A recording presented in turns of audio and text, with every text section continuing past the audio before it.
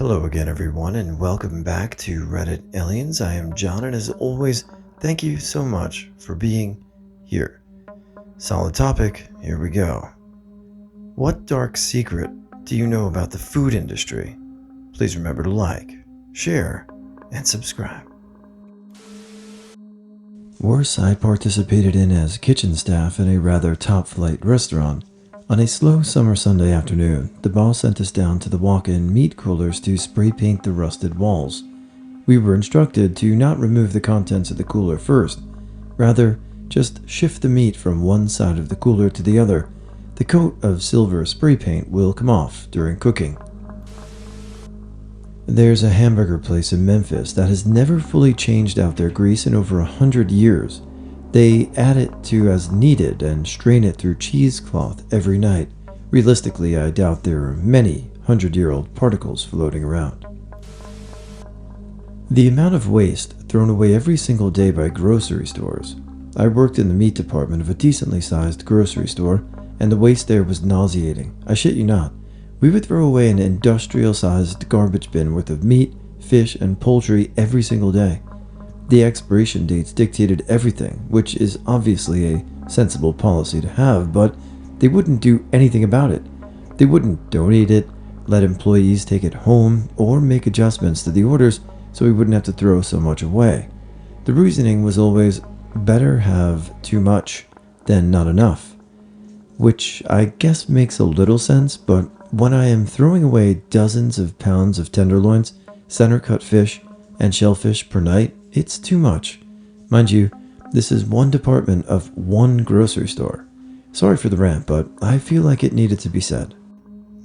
Food waste really is unfortunate. There has to be a better solution, right? In my country, buffets are often sell spoiled food. Like if the employees see mold on top of the sour cream, they just scrape it down and continue selling it. Also, if they sell cooked meat, they often leave them on the counter for days and add some oil to it every morning to look fresh. Chicken mills literally put male chickens on a conveyor belt that drops them into a grinder while they're alive. It's gotta be a quick and painless death, but it's so barbaric it sticks with me. So odd to see all of these comments that chain places are dirty.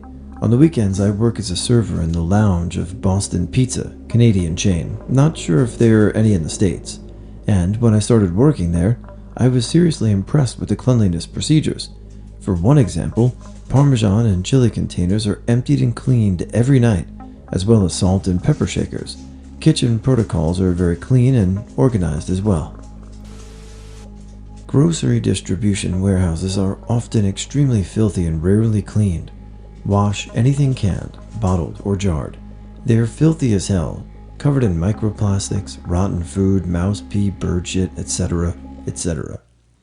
I used to do maintenance on conveyor systems for a major US chain, and they just send shit flying down the conveyor so fast that it's fairly common for glass to shatter because of the vibrations, food to fall off, etc., etc. I saw bats, birds, and mice in the facility, but it was within tolerance of their health policy. Also saw people that were sick, sneezing, and coughing on products. Never saw a floor scrubber go through the warehouse the entire 3 months I worked there, and I was doing alternating double shifts. The only time I saw a broom was if there was shattered glass. Is it bad that this made me want to have a Slim Jim? Or some really good jerky? As a former chef, I've got to say that I've never seen any of the horrible stuff mentioned here over my career, mostly higher-end and fine dining establishments. We on occasion would have things like frozen airline chicken breast brought in, but other than that, we did all prep and cooking by hand with fresh ingredients from mostly local purveyors when possible. We also broke down and deep cleaned every night from the ranges to the floors to the wells to the vents, every night.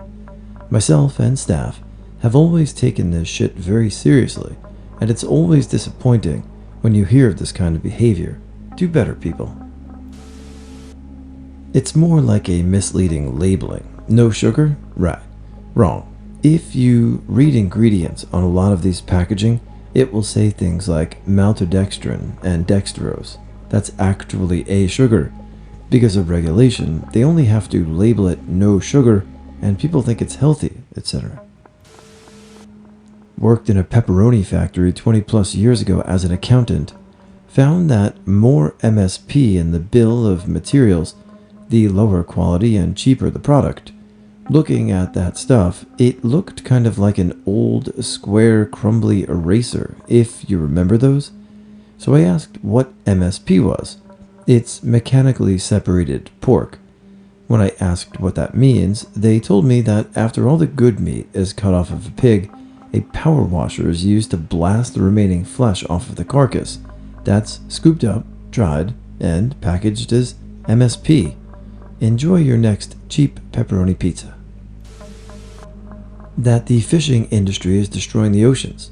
It's so horrible how much bycatch is things like sharks, dolphins, etc. that die for no reason. Also, tuna are an endangered species because of the fishing industry. Chef Boyardee had an acceptable level of rat meat per vat of ravioli filling. Basically, the weight of everything going into the slurry should equal a specific total bit. Occasionally, the total would come in a couple pounds heavy. When this happened, it was due to rats falling into open pots. Right out of college, I had worked at a food testing lab. We did QC for VGs, cooked food, and meat. We mostly did beef. Our two biggest customers were the nearby slaughterhouse, the largest in the US, and one about 5 hours away in Nebraska. The larger of the two was honestly decent as far as food quality went. They had issues here and there, but handled everything the way they were supposed to. Did everything by the book as far as food quality went, and even did more depending on their customer asks. They had Burger King and Wendy's as two major customers, for example, and both of those two organizations have higher food quality standards than what's at your grocery store. They still get cheaper beef, but they're much pickier about what they will accept as servable. Worker conditions, though, that was a different story. I witnessed several walkouts and mass no-call, no-shows. Much of their workforce was placed there by immigration as they were largely refugees. As an aside, the city was built around that slaughterhouse, and its history and diversity is really rich because of its immigrants. You can tell what generation a lot of families are there by their stories about the slaughterhouse and income levels now. Like in the 80s, there were a lot of Vietnamese refugees at the slaughterhouse. Now, a lot of the Vietnamese population still there is upper middle class, business owners, same with first-wave Mexican families from the 50s and so on. I'm not saying the slaughterhouse was good though, by and large. It was a terrible place for workers. It was just a place where mom and dad busted ass and their kids ended up much better off and started their own businesses or moved beyond being mass production butchers. The smaller slaughterhouse in Nebraska though, they prided themselves on being open-range beef, organic beef. I can never prove it, though I have a lot of circumstantial evidence. They bleached their samples to get negative test results. Part of the QC process is you need to forcibly rot the meat to make it grow whatever is in it.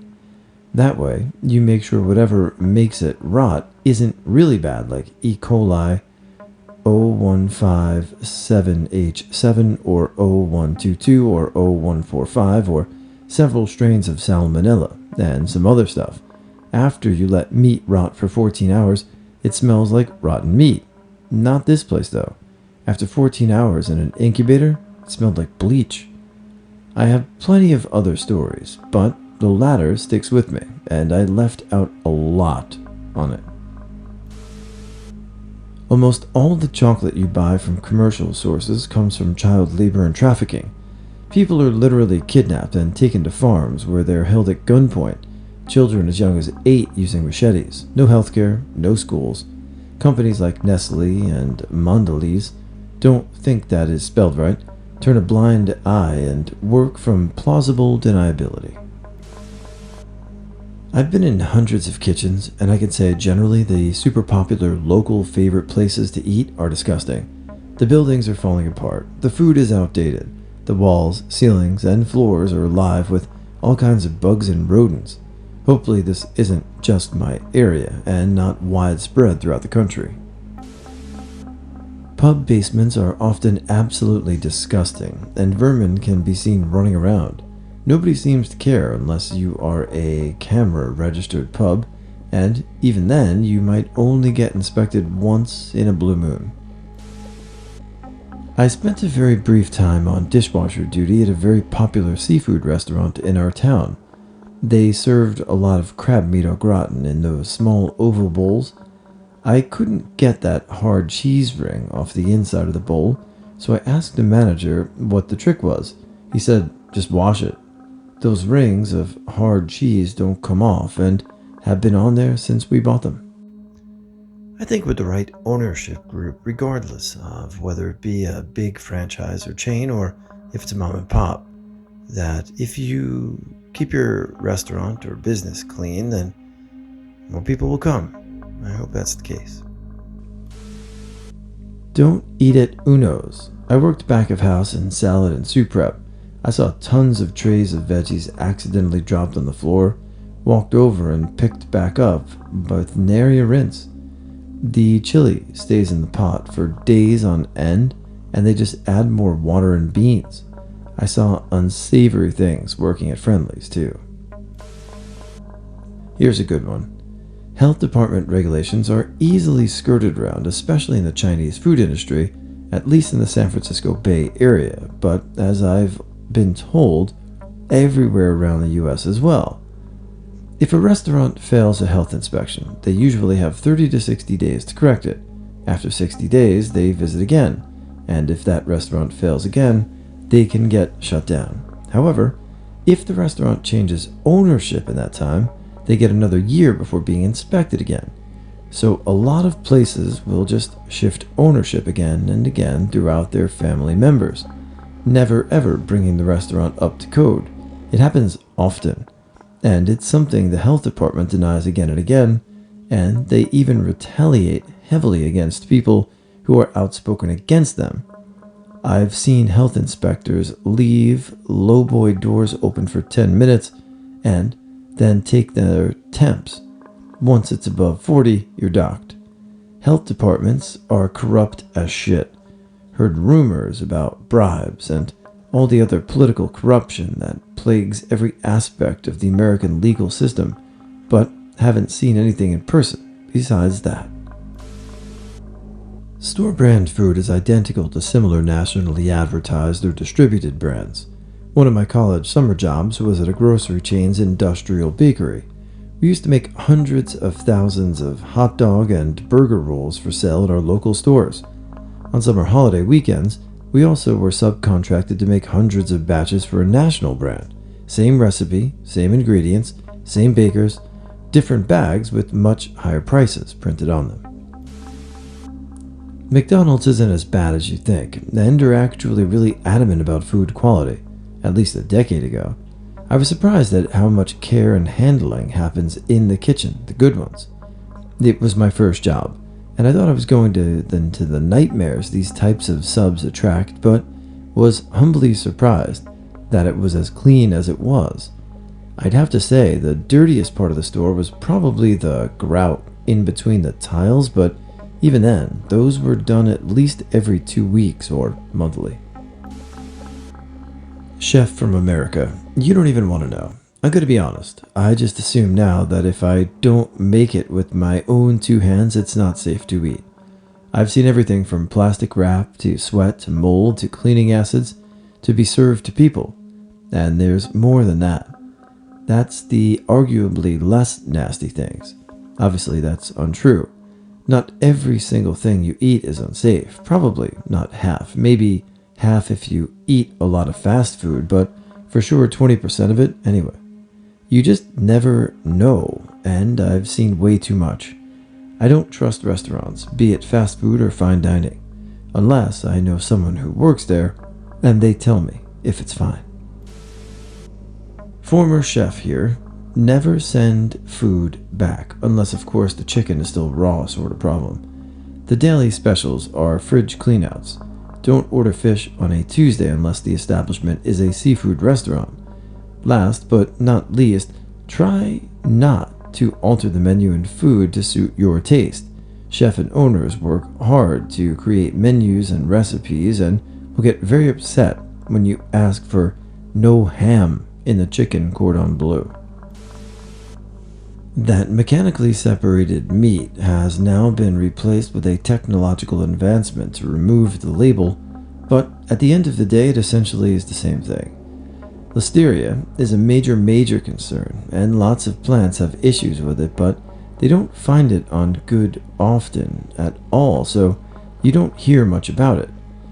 Ready to eat and ready to cook are the difference between cleanliness and testing at plants. Ready to eat has a much stricter testing policy. Many companies determine their own health standards. The USDA and FDA only enforce company standards and do not have universally recognized federal health standards. Hogs, cattle, and poultry are sprayed or soaked with chlorinated water as well as the other chemicals to kill bacteria. However, this reduces shrinkage by adding water weight to the meat. Once it's cooked, that water weight is removed and a 16-ounce steak will be the equivalent, or 12-ounce. This isn't necessarily a bad thing, except for the part you pay for water. The number of animals killed to support the human population is unbelievable. I have personally worked at both beef kill plants in Dodge City, Kansas. In those two plants alone, 10,000 head of cattle are killed every day. Sanderson Farms, which I have also worked at, between all of the chickens, killed over 1 million per day and over 500 million per year. I could go on, but overall, I think this all stems from lack of small local farmers.